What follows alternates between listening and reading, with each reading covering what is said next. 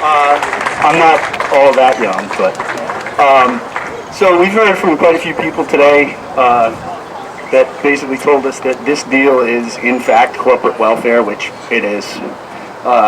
We've heard from people that say that zoning should be held for municipal oversight, which it should. But the thing that sticks in my craw the most about this proposed deal is that it represents a continuation of a failed Providence-centric economic development policy that this city and state have been chasing for the last 40 years. I live in Woonsocket. Many of you live outside of the city of Providence. This Providence-centric, put all the nice, cool things here in the capital city, is ruining the economies of our outlying communities. Pawtucket, Woonsocket, Central Falls, even our rural communities, Scituate and Foster. When the people inside this building basically insist that any new development comes into the city, and it's happened before. I've heard from developers where they say, hey, I have this plan that I want to build out in Lincoln, and they say, no, you got to put that in Providence. This is a failed economic policy. We all live with this failed economic policy every single day, and it is literally killing our outlying communities. If you know anything about the city of Woonsocket, where I live, we just got finished having a state-appointed budget commission come in and fix up our city's budget. This taking all of our economic development dollars and putting them in Providence is akin to taking all of your eggs and putting them in one basket.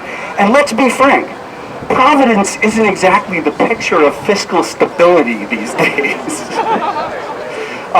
So, I mean, at that point, you're taking all your eggs and putting them into a basket that the bottom might fall out of it any second.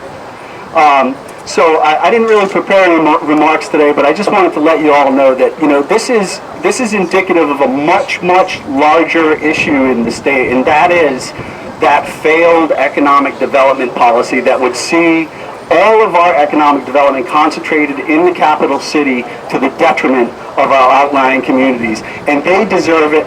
They're part of this state and have been part of the history of this state for generations, whether it be agriculture, whether it be textiles and manufacturing.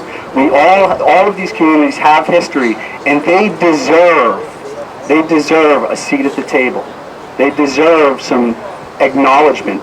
They deserve, hey, maybe let's put this somewhere else besides Providence. So I say, no 38 stadium, no tax subsidies, no public funds, absolutely zero.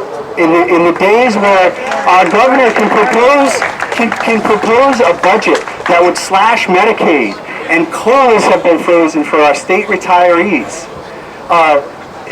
It's unconscionable to even entertain the idea of subsidizing this stadium until we can rectify some of those cuts that have been made to our retirees, to our students, to our disabled and elderly folks. They deserve some consideration here, not the Red Sox ownership group. That's who the people in this building should be thinking about as their constituents. And that's you and me. We need to raise our voices and stay loud and stay proud. Thanks a lot, folks.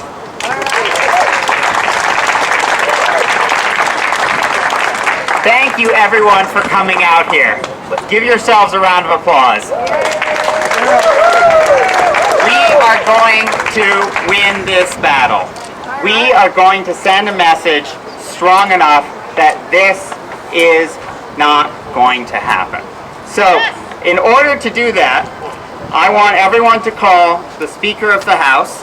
He is the most powerful person in the state, and he's the one who we need to stop from pushing this through.